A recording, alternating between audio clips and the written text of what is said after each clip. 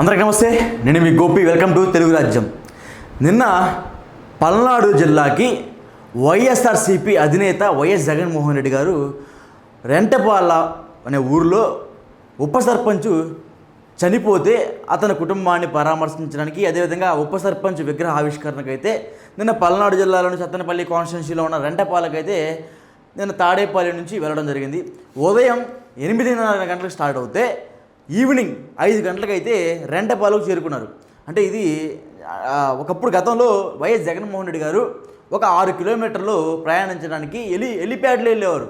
ఒక 6 కిలోమీటర్లు ప్రయాణించాలంటే అడుగు తీసి అడిగేయాలంటే హెలిప్యాడ్లో వెళ్ళేవారు. అదే జగన్మోహన్ రెడ్డి 8:30కి తాడేపల్లి ప్యాలెస్ నుంచి బయలుదేరి సాయంత్రం 5 దాకా వచ్చారంటే ఇది చాలా ఆశ్చర్యకరం చెప్పుకోవచ్చు. కానీ ఇక్కడ మనం గమనించాలి, జగన్మోహన్ రెడ్డికి ప్రజాదరణ విపరీతంగా పెరిగిపోయిందనేది నిన్న మనం పల్నాడు జిల్లా చూసాం. జగన్మోహన్ రెడ్డికి అడుగడుగున నీరాజనం పట్టారు. జగన్మోహన్ రెడ్డికి అడుగడుగున బంతిపూలతో స్వాగతం పలికారు. జగన్మోహన్ రెడ్డికి అడుగడుగున గులాబీ రేకులతో స్వాగతం పలికారు. కొన్ని వేల వైఎస్ఆర్సీపీ కార్యకర్తలతో ఆయన ఊరేగింపుగా తీసుకెళ్లారు. ఇది మాత్రం వాస్తవం. ఇది మాత్రం కళ్ళకు కట్టినట్టుగా మనకి నిన్న పల్నాడు జిల్లాలో కనపడింది. నిన్న పల్నాడు జిల్లా మొత్తం కూడా వైఎస్ఆర్సీపీ జెండాలతో కిక్కిరిసిపోయింది, మెరిసిపోయింది. ఇదంతా మనం టీవీలో చూసాం, సోషల్ మీడియాలో చూసాం, వివిధ రకమైన ప్లాట్ఫామ్స్లో కూడా చూడడం జరిగింది. సో ఇదంతా కామనే. ప్రతి పార్టీ నాయకుడు వచ్చినప్పుడు ఎంత ఊరేగింపు జరుగుతూనే ఉంటుంది, లేకపోతే ర్యాలీలు చేస్తూనే ఉంటారు, బాంబులు పీల్చుకుంటా వెళ్తూ ఉంటారు, ఎంత కామనే. కానీ నిన్న పల్నాడు జిల్లాలో ఒక రాచరికం మొదలైనట్టుగా మనకు కనపడింది. ఎందుకంటే ఖచ్చితంగా వారి నాయకులు వస్తుంటే వాళ్ళ పార్టీ కార్యకర్తలు కావచ్చు, ఆ పార్టీ నాయకులు కావచ్చు, వాళ్ళ ఊరికి స్వాగతిస్తారు. కానీ నిన్న వైఎస్ జగన్మోహన్ రెడ్డి గారు పల్నాడు జిల్లాకి ఎంటర్ అయినప్పటి నుంచి కొన్ని ఫ్లెక్సీలు అయితే మాత్రం విపరీతంగా వైరల్ అవుతున్నాయి. 88 తాలూరుకు సంబంధించిన ఒక వ్యక్తి, అతను కూడా టీడీపీ కార్యకర్తే. ఆ 88 తాలూరుకు సంబంధించిన వ్యక్తి ఒక ఫ్లెక్సీ పట్టుకొని జగన్మోహన్ రెడ్డి ముందు ఇట్లా పెట్టాడు. ఏంటంటే ఆ ఫ్లెక్సీ, మేము 2029లో అధికారంలోకి వచ్చిన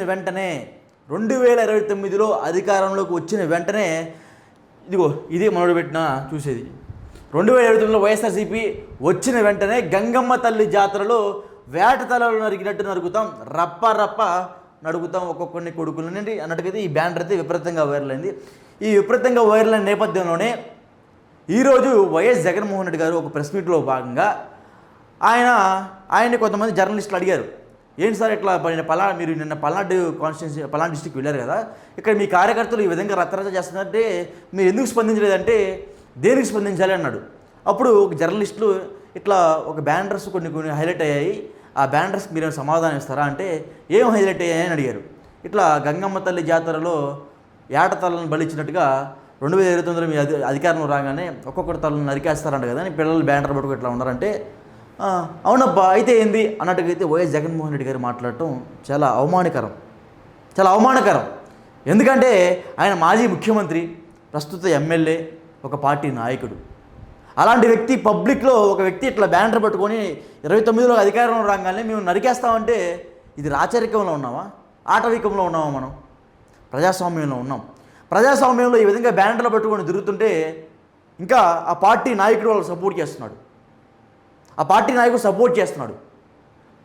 ఓట్లు అడిగే పద్ధతి వేరు, ప్రజల్లోకి వెళ్ళటం వేరు, కానీ ఈ విధంగా వెళ్ళడం వేరు. ఒకసారి బ్యానర్లు మొత్తం నిన్న పల్నాడు జిల్లాలో కొన్ని బ్యానర్లు అయితే హైలైట్ అయ్యాయి. ఆ బ్యానర్ల నేపథ్యంలోనే ఆ బ్యానర్లు ఎవరైనా వాళ్ళని పట్టుకోమన్నారా, లేకపోతే వైఎస్ జగన్మోహన్ రెడ్డి గారే ఆ బ్యానర్ని వాళ్ళ చేత పట్టించారా అనేది ఇప్పుడు పోలీసులు ఎంక్వైరీ చేస్తున్నారు. అసలు ఏమేమి బ్యానర్లు హైలైట్ అయ్యాయి, ఎంతమందిని పోలీసులు అదుపులో తీసుకున్నారు అనేది మనం మాట్లాడుకుంటే, ఫస్ట్ కొట్టారు తీసుకున్నాం, మా టైం వస్తుంది కూర్చెక్కేస్తామంట. అంటే ఏంది కూర్చెక్కేస్తామంటే? రాచరికంలో ఉన్నామా, ప్రజాస్వామ్యంలో ఉన్నామా మనం? నెక్స్ట్ వైఎస్ రాజారెడ్డి రాజ్యాంగం పల్నాడు జిల్లా నుంచి మొదలు. అంటే రాజ్యాంగం లేదు, వైఎస్ రాజారెడ్డి రాజ్యాంగం నిలవాలా అంటే ఒక రౌడీ పాలన చేస్తున్నట్టుగా నిన్న మనకు కనపడింది. అంటే 29లో అధికారంలోకి వచ్చిన తర్వాత రౌడీ పాలన చేస్తున్నామని ప్రజలకు మీరు సందేశం ఇస్తున్నారు. దానికి ఇంకా ఆ పార్టీ నాయకుడు కూడా సహకరిస్తున్నాడు. ఇంకోటి ఇది మనం మాట్లాడుకున్నాం. నెక్స్ట్ రప్ప నరికేస్తాం నా కొడకల్లారా. ఏంటండి పబ్లిక్ డొమైన్లోకి వచ్చి ప్రజలను భయపెట్టడానికి ఒక సంకేతాలు ఇవన్నీ. ప్రజలను భయపెట్టడానికి ఇవన్నీ కూడా ఒక సంకేతాలు. పబ్లిక్ డొమైన్లోకి వచ్చి ఈ విధంగా బ్యానర్లు పట్టుకొని పబ్లిక్ని భయపెడుతుంటే ఇది కరెక్టేనా? నెక్స్ట్, ఎవడైనా రాని తొక్కి పడేస్తాం, అన్న వస్తాడు అంత చూస్తాడంట. ఎవరంతా చూస్తారు? ఎవరు తప్పు అంటే తప్పు చేసిన వాళ్ళకి కోర్టులు ఉంటాయి, పోలీసు వాళ్ళు ఉన్నారు. మీరెవరు అంత చుట్టానికి? నిన్న పల్నాడు జిల్లాలో జరిగిన ఈ అవమానకర దారుణ ఘటన ఇది చాలా బాధాకరం. ఎందుకంటే మనం ప్రజాస్వామ్యంలో ఉన్నాం, ఆటవికంలో లేము. వైఎస్ రాజారెడ్డి రాజ్యాంగం పల్నాడు జిల్లా నుంచి మొదలవుద్ది. ఎందుకు మొదలవుద్ది? సరే, రెంటపాలలో మీ ఉప సర్పంచ్ టీడీపీ వాళ్ళేమో బెట్టింగుల నేపథ్యంలో చనిపోయాడని, వీళ్ళేమో ఒత్తిడి వల్ల చనిపోయారని ఎవరికి వాళ్ళు చేతులు దులిపేసుకున్నారు. ఓకే, నీవి పాపం ఆయన చనిపోయారు, అందరూ కూడా ఆయనకి ప్రగాఢ సానుభూతి తెలిపారు, మీరు కూడా ఆయన విగ్రహావిష్కరణకు వెళ్తున్నారని పోలీసులకు మీరు సమాచారం ఇచ్చినప్పుడు పోలీసు వారు మీకు ఏం చెప్పారు? సరే రాండి, మీతో పాటు 100 మందిని ఒక 3 కార్లని అంటేసుకుని అంతే తప్ప విపరీతంగా మీరు క్రౌడ్గా వస్తే లా అండ్ ఆర్డర్ ఇష్యూ వస్తుంది అని చెప్పినా సరే సుమారు 40 కార్లు వేసుకొని 40,000 మంది జనాన్ని అంటేసుకొని వచ్చి లా అండ్ ఆర్డర్ ఇష్యూ సృష్టించారు. కొర్రపాడు దగ్గర ఎవరో రోడ్ యాక్సిడెంట్ అయ్యి ఒక అతను చనిపోయాడంట, ఒక సఫారీ కారు ఉద్దేశి. ఎవరు దానికి responsibility? Law and order issue వస్తుందని ముందుగానే పోలీసు వారు మీకు ఇంటిమేషన్ చేశారు. ఎందుకు? మీ బల ప్రదర్శన చేసుకోవాలని ఈ విధంగా చేశారా? గత ప్రభుత్వంలో అంటే మీరు ఎప్పుడైతే అధికారంలో ఉన్నప్పుడు అడుగు తీసి అడిగేయాలంటే హెలిప్యాడ్ ప్రజలకు అందుబాటులో ఉండేవాళ్ళు కాదు, కనీసం మీ పార్టీ ఎమ్మెల్యేలకు మీరు అందుబాటులో ఉండేవాళ్ళు కాదు. కానీ ఇప్పుడు నీరాజనం. దేనికి? అధికారంలో ఉన్నప్పుడు మీకు ఇవన్నీ కనపడలేదా? అధికారం పోయిన తర్వాతే ఈ సమస్యలన్నీ మీకు గుర్తొస్తున్నాయా? మొన్న పొదిలిలో జరిగిన మీటింగ్లో కూడా ఫస్ట్ వైఎస్ఆర్సీపీ కార్యకర్తలే రాళ్ళు దువ్వారు, దాని తర్వాత టీడీపీ కార్యకర్తలు చెప్పులు ఎండు దువ్వారంట. టీడీపీ వాళ్ళు సంయమనంగా ఆడ కూర్చొని వాళ్ళు ఏదో ర్యాలీలన్నీ చేస్తున్నారు. అలాంటి సమయంలో వైసీపీ వాళ్ళు వాళ్ళ మీద రాళ్ళు దువ్వి మళ్ళీ వీళ్ళ మీదే కేసులు పెడుతున్నారు. ఇది ఒక తప్పు. మీరు మీ బల ప్రదర్శన చేసుకోండిలే, కానీ ఈ విధంగా పబ్లిక్ ర్యాలీలు తీసి పబ్లిక్ని ఇబ్బంది పెట్టి ఈ విధమైన బ్యానర్స్తో పబ్లిక్ని భయభ్రాంతంలో గురి చేస్తే చట్టం, పోలీస్ వ్యవస్థ ఊరుకోదని అందరూ హెచ్చరిస్తున్నారు.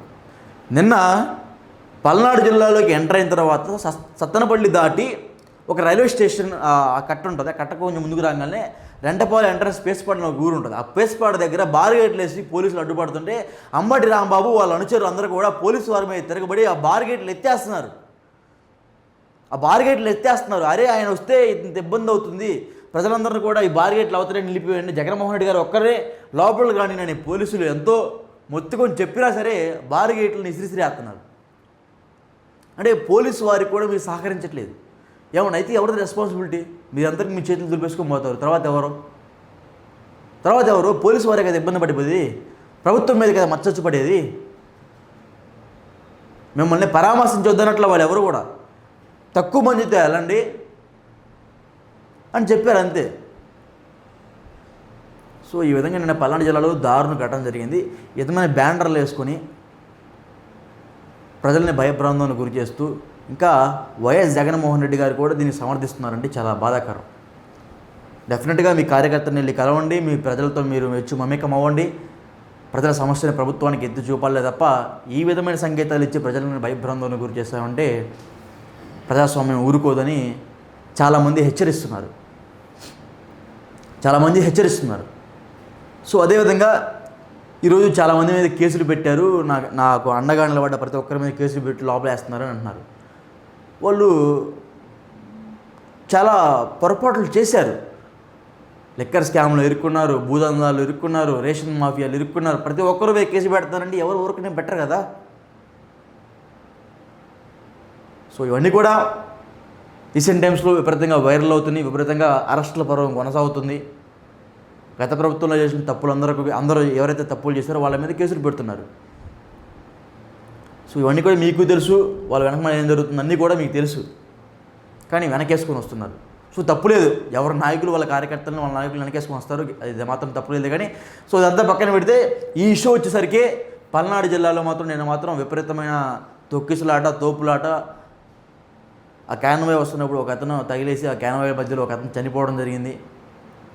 సో ఇవన్నీ కూడా నిన్న జరిగింది.